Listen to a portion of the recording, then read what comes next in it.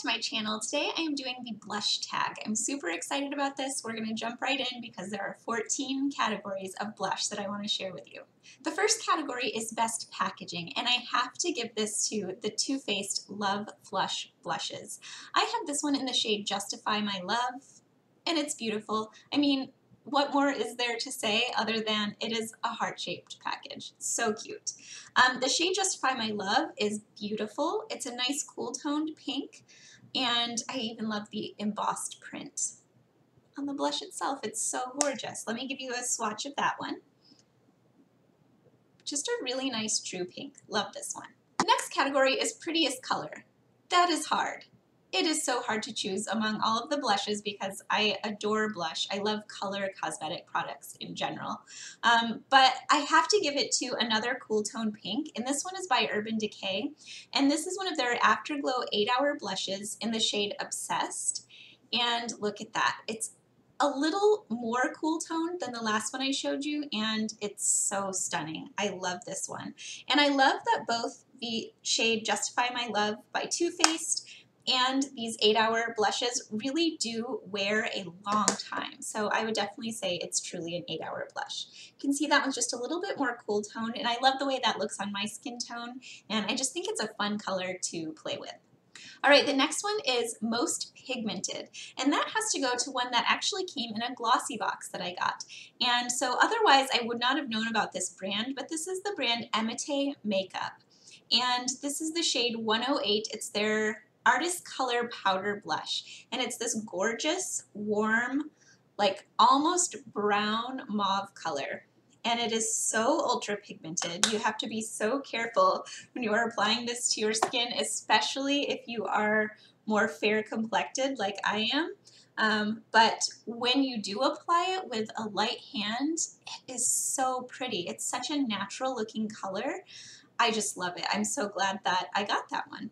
Next one is Everyday Blush, and I have to give this one to the new shade from the Wet n Wild Color Icon blushes. This is their new packaging, new formula apparently, and the shade Rose Champagne. It's such a beautiful everyday neutral. It has some warmth to it, so it just really complements the skin tone. It gives you a really natural looking flush, and I love it. Also, you can't beat the fact that these are like $3 blushes. Right here, just so subtle, looks so beautiful on the cheeks. For party blush, I had to go with a Milani blush. I love these Milani baked blushes in general, but the shade Delizioso Pink, I mean, look at the brightness on that. It's so, so stunning. When I think party, I think fun and wild and carefree, and this blush does it for me. Such a beautiful cool tone pink again. Look at that pigmentation too, it's so bright. Love that. All right, a regret purchasing. I don't have a lot that I regret. I do a lot of research before I buy products. I test them if I can, but I do have one regret, and that is a Sonia Kashuk blush. And it's a regret because it's a cream blush.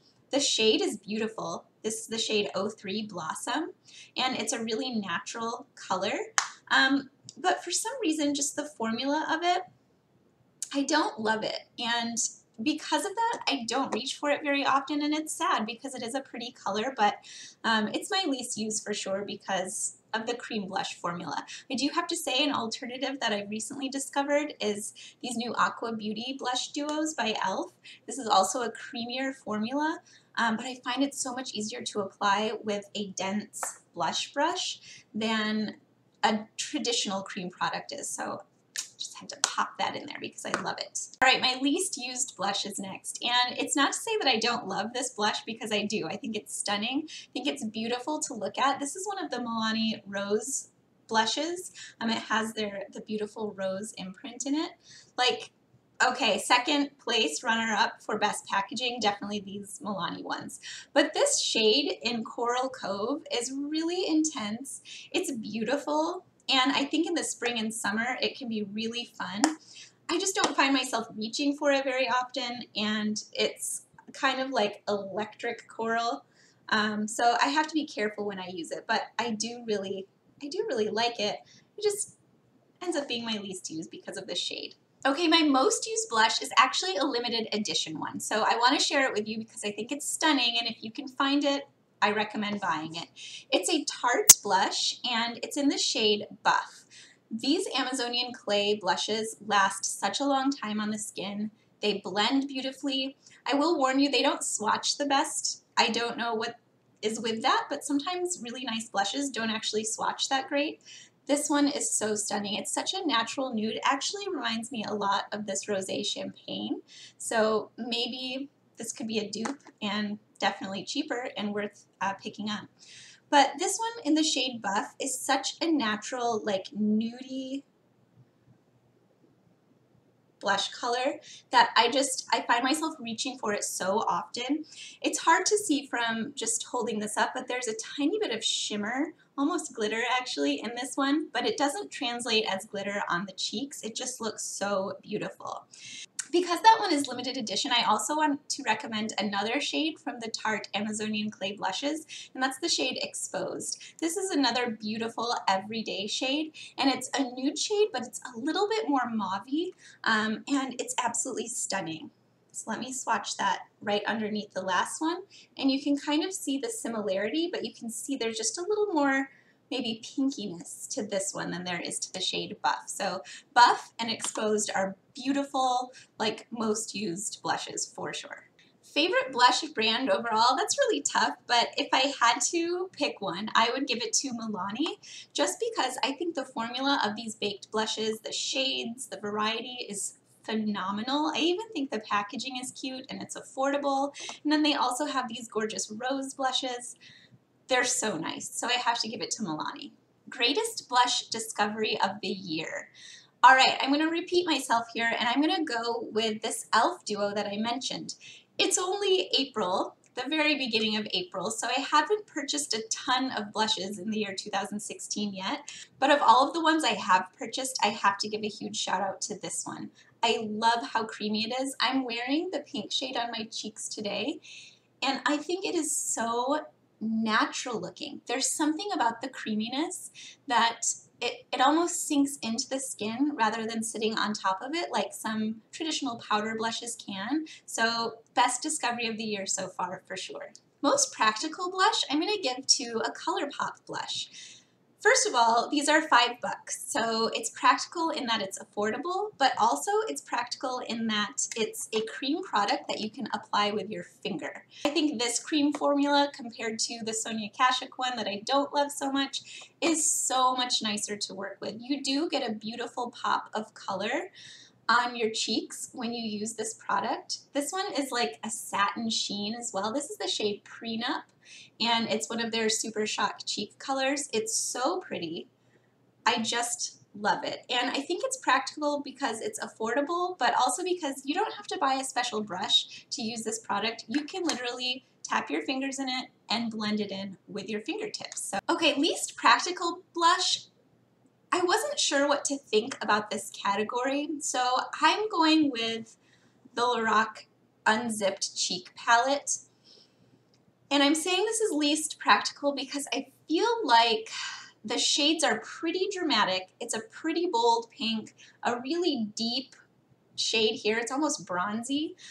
These two are a little bit more wearable, but I found that I just don't reach for this palette that much. I like it, but I don't love any one of these more than I love some of the single blushes that I've shared with you already, so I just don't find myself reaching for it a lot. They're great quality. This was a $30 palette, I'm pretty sure, and it came in a set with a lipstick, which was crap. It was really bad. If you find the set with the lipstick does not make it worth the price, I have to say. But I guess this is just least practical because I don't know that I would travel with this because the packaging is not real secure. I don't love all of the shades, I just love some of them, and I don't love them enough that I would use it necessarily over some of these other ones. Meh, sorry Lorac. I love Lorac powder products, but that one's just not a fave. Okay, most expensive has to go to a Becca blush. Now, caveat here. I don't own the full size of this Becca blush. What I think is great about it is, yes, it's a really expensive blush at $32 for that single blush, but keep your eyes open on Sephora's website or in Ulta because they will often have these kits. That's how I got this blush, and it's such a good deal. So it's a $32 price tag for a $65 value, and you get the Flower Child blush, you get the Opal highlight, you get the Moonstone cream highlight, and you get a sample of the backlight priming filter. So you get to try 4 of their products for $32 rather than just one. And honestly, with all of these blushes in my collection, I doubt I'll even ever hit pan on this little guy. So I think that's a great way to go with Becca products. You can try a lot at once. And how cute, right? On the other hand, the least expensive blushes in my collection have to go to, well, these e.l.f. mineral blushes are gorgeous and they're such a nice formula. I love this shade as well. This is Wanderlust, such a beautiful mauve-y, almost wine color. And these are like $5, but you can always get deals on e.l.f.'s website. The cheapest for sure, though, has to go back to the Wet n Wild color icons. These are $3, and basically CVS, Walgreens, the places where you can pick these up are always having sales. So I highly recommend this one and really all of the shades within the range. All right, I wanted to add one more category to this because when I was looking at this tag on different people's videos and just on the internet, I saw that some people added blush wish list as a category, and I liked that idea. What are some blushes that I don't have that I would like to have? And honestly, I'm kind of intrigued by higher end cruelty-free brands. I don't have a ton of high-end products, and especially now that I've gone cruelty-free, I would like to check out some more high-end blushes. So if you have any recommendations for me of blushes that are a little higher end, you know, maybe fancier packaging, unique colors, beautiful formula that are cruelty-free, please let me know. Post that down below in the comments. But also, I love this Urban Decay, what are they, Afterglow 8-Hour Blush so much that I definitely think I'd like to pick up more shades in this range. So I only have this one in the shade Obsessed, and I am obsessed. I absolutely love it, but I've seen a lot of shades in the range that I think are stunning, so I might add a couple of those to my wish list as well. Guys, thanks so much for watching. Thank you for spending part of your day with me. I really hope that you enjoyed this. Let me know what some of your favorite blushes are, and please leave me some comments. Like this video, subscribe, and I hope to see you next time. Bye, guys. And when I think party, I think fun and tight. What is the shade? Flower Child.